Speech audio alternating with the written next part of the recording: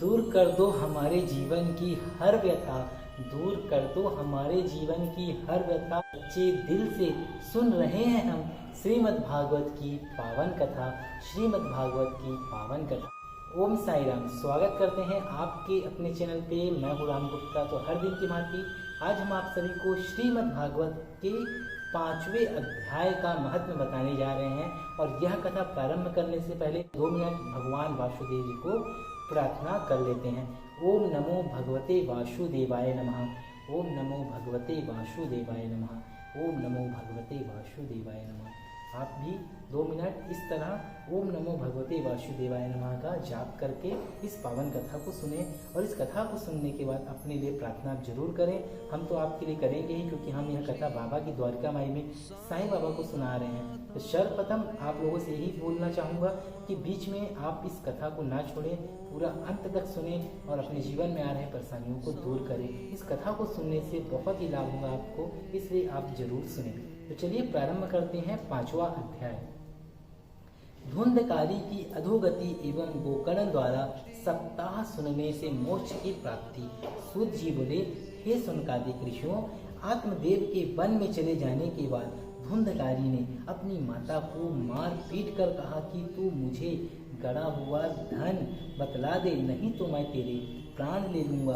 यह सुनकर धुंधली ने उस दिन यह कह कर अपने प्राण बचाए कि मैं कल बतला दूंगी। इस प्रकार धुंधली ने उस समय तो अपनी जान बचा ली, परंतु दूसरे दिन यह सोचकर कि घर में तो द्रव्य कहीं गड़ा नहीं है, मैं बेटे को कहाँ से धन बतलाऊंगी। वह एक कुएं में गिरकर मर गई।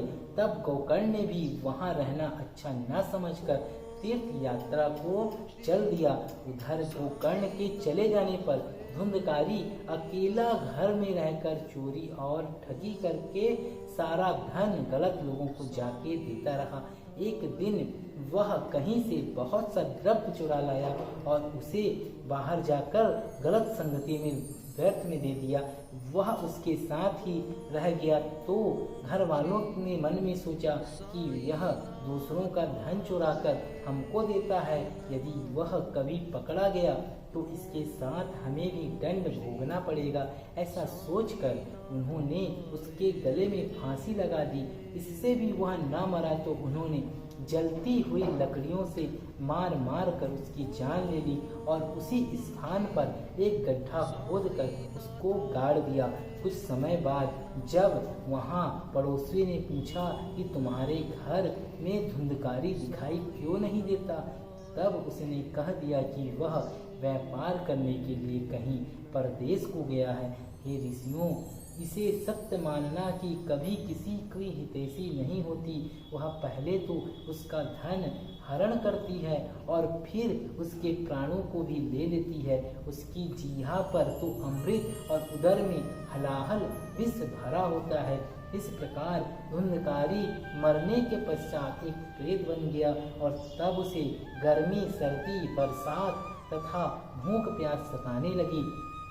इसके पश्चात जब गोकर्ण को यह समाचार प्राप्त हुआ कि उसका भाई धुंधकारी मर गया है और उसका क्रियाकर्म नहीं हुआ है, तब उसने गया जी में जाकर धुंधकारी का श्राद्ध किया और वह जिस तीर्थ में जाता वहीं उसका श्राद्ध कर देता था। कई तीर्थ करने के पश्चात जब गोकर्ण अपने घर आया और रात को वहीं सोया तो उसने धुंधकारी को कभी बैल, कभी हाथी, कभी भैंस तथा कभी मनुष्य रूप में देखा। तो गोकर्ण ने उससे पूछा कि तू भूत, प्रेत अथवा राक्षसों में से कौन है? उनकी बात सुनकर धुंधकारी रोने लगा। उसमें बोलने की सामर्थ्य नहीं थी, अतः वह कुछ नहीं कह सका। गोकर्ण ने जब यह देखा कि वह रोने के अलावा और कुछ नहीं कहता, तब उसने मंत्र पढ़कर उसके ऊपर जल छिड़का। उस जल के छिड़कते ही उसका भाई बोलने लगा। तब उसने कहा, हे गोकर्ण, मैं तुम्हारा भाई धुंधकारी हूँ। मुझे गलत संगति ने फांसी लगाकर मार डाला था। इससे मुझे खाने पीने को कुछ नहीं मिलता है, मैं केवल वायु ग्रहण करके ही जीवित रहता हूँ। अतः अब तुम आ गए हो तो मेरा इस प्रेत योनि से किसी प्रकार उद्धार करो। धुंधकारी की बात को सुनकर गोकर्ण ने कहा, मैंने तो तेरे उद्धार के लिए गया आदि सब तीर्थों में श्राद्ध किया था, फिर तू इस प्रेत योनि से क्यों नहीं छूटा? वह कहने लगा, चाहे तुम हजारों श्राद्ध करो, परंतु मैं घोर पापी होने के कारण सहज ही मोक्ष नहीं पा सकता। अब तुम कोई ऐसा उपाय करो जिससे मैं इस अधम योनि से छूट जाऊं। यह सुनकर गोकर्ण बोला, अच्छा तो तू कुछ दिन और धीरज धारण कर, मैं शीघ्र ही तेरा उद्धार करूंगा। गोकर्ण की यह बात सुनकर धुंधकारी वहां से चला गया और जब नगर के लोग गोकर्ण से भेंट करने के लिए आए तो उसने सबका यथा योग्य सम्मान किया। इसके उपरांत कुछ दिन बाद उसने विद्वान पंडितों एवं महापुरुषों से अपने भाई धुंधकारी के उद्धार के लिए उपाय पूछा। पंडितों ने बतलाया कि उसके उद्धार का उपाय सूर्य भगवान ही बता सकते हैं, इसलिए तुम सूर्य देव की आराधना करो। यह कह पंडित चले गए। तब गोकर्ण ने सूर्य देव का पूजन तथा चिंतन शुरू किया। उसकी भक्ति से प्रसन्न होकर सूर्य देव प्रकट हुए। तब उसने हाथ जोड़कर उनसे यह प्रार्थना की कि हे सूर्यदेव, आप मुझे धुंधकारी के उद्धार का उपाय बताने की कृपा करो। तब सूर्यदेव ने कहा कि तुम श्रीमद् भागवत की सप्ताह धुंधकारी को सुनाओ, उसी से उसका उद्धार होगा। तब गोकर्ण ने विद्वान पंडित योगी और महात्माओं को बुलाकर श्रीमद् भागवत का सप्ताह यज्ञ प्रारंभ किया। उस कथा को सुनने के लिए बहुत से नगर निवासी भी आए और धुंधकारी भी आकर एक 7 गांठ वाले बांस के ऊपर बैठ गया और कथा को सुनने लगा। जब प्रथम दिन की कथा संध्या के समय समाप्त हुई और सुनने वाले उठ कर घर जाने लगे, उस समय जिस बांस पर धुंधकारी बैठा था उसकी पहली गांठ फट गई। दूसरे दिन कथा की समाप्ति कर दूसरी गांठ फट गई। इसी प्रकार 7 दिन में उस बांस की 7 गांठें चटक गई। तब उस सप्ताह परायण के सुनने से धुंधकारी ने दिव्य रूप धारण किया और उस समय उसका चतुर्भुज रूप विष्णु भगवान जैसा प्रतीत हो रहा था। वह पीतांबर पहने हुए गोकर्ण के पास आया और उसे नमस्कार करके बोला कि हे भ्राता, आपने मुझे घोर पाप से छुड़ाकर मेरा उद्धार किया है और श्रीमद् भागवत के अलावा अन्य कोई उपाय मुझे इस अधम योनि से छुड़ाने वाला नहीं था। जो प्राणी इस कथा रूपी का अमृत पान करेगा वह अवश्य ही भव सागर से पार हो जाएगा। धुंधकारी गोकर्ण से यह कह रहा था कि उसी समय स्वर्ग से एक सुंदर विमान आया और धुंधकारी उस विमान पर बैठकर बैकुंठ लोक को चला गया। हे मुनियों, इसके पश्चात सब उपस्थित विद्वानों और ऋषि मुनियों ने गोकर्ण से पूछा कि हे महाराज, श्रीमद् भागवत की सप्ताह तो हम सभी ने सुनी, फिर बैकुंठ से विमान केवल धुंधकारी को ही लेने क्यों आया? वह तो बैकुंठ चला गया और हम लोग यहीं रह गए। इसका कारण है, गोकर्ण ने उत्तर दिया कि भाइयों, इस कथा के फल में केवल यही अंतर है कि जो व्यक्ति इस कथा का मन लगाकर सुनते हैं वह तो इसका पूर्ण लाभ प्राप्त करते हैं, और जो लोग कथा सुनते समय अपना मन स्त्री पुत्री आदि के मोह में लगाए रहते हैं उन्हें इस कथा का फल नहीं मिलता। मुक्ति तो एकांत चित्त से कथा सुनने वाले को मिलती है। यह वचन सुनकर समस्त श्रोता लज्जित हो गए। तब उन्होंने गोकर्ण से कहा कि महाराज, अब आप कृपा करके एक बार और इस सप्ताह कथा को सुनाइए, जिससे हम मन लगाकर सुन सके और मोक्ष को प्राप्त कर सके। उन सब की इस विनय को सुनकर गोकर्ण ने पुनः श्रावण मास में दूसरा परायण आरंभ कर दिया। बोलिए श्री बांके बिहारी श्री कृष्ण कन्हैया लाल की जय। उस सप्ताह कथा को अनेकों लोगों ने एक रचित होकर सुना, जिसके फल स्वरूप कथा समाप्ति के दिन वहां अनेकों विमान आए। यह दृश्य देखकर श्रोताओं ने गोकर्ण से कहा कि हे महाराज, आपकी कृपा से हम लोगों का उद्धार हुआ है। कथा समाप्त होने पर भगवान ने वहां आकर साक्षात दर्शन दिए और वे गोकर्ण को अपने साथ विमान पर बैठाकर गोलोक धाम को ले गए।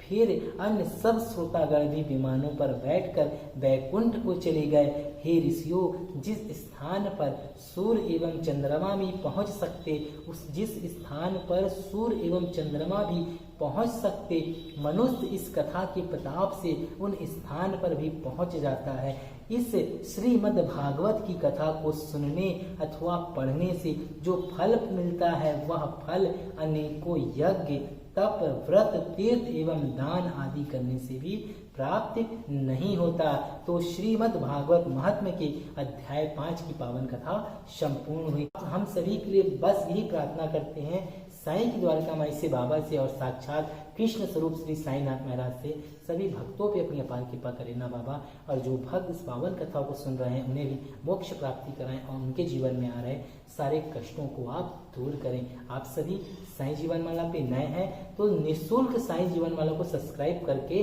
आप प्रवेश कीजिए चैनल में और प्रतिदिन इस महाग्रंथ का पाठ सुने और अपने घर में लोगों को सुनाएं। भगवान वासुदेव आप सभी पे अपनी अपार कृपा बनाए रखें। राधे राधे। ओम साई राम।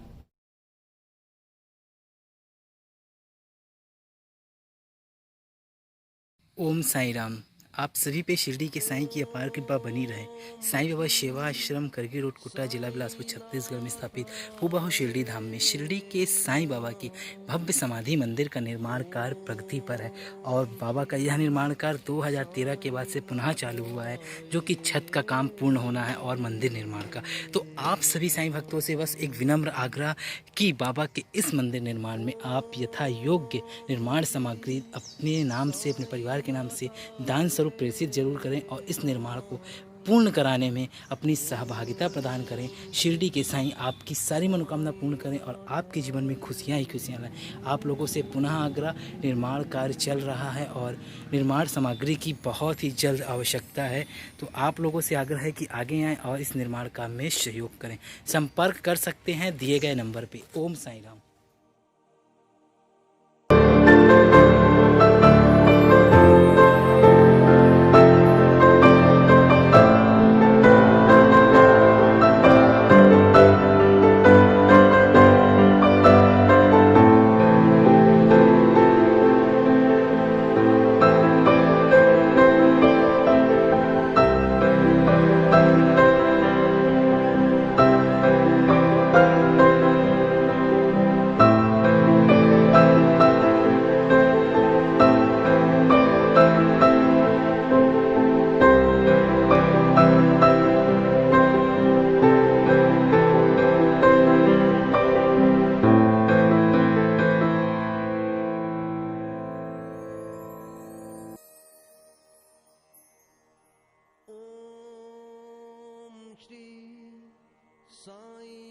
साईनाथाय नमः। ओम श्री साईनाथाय नमः। ओम श्री साईनाथाय नमः। ओम श्री साईनाथाय नमः। ओम श्री साई बोलो साईं बाबा की जय। देखो सामने आप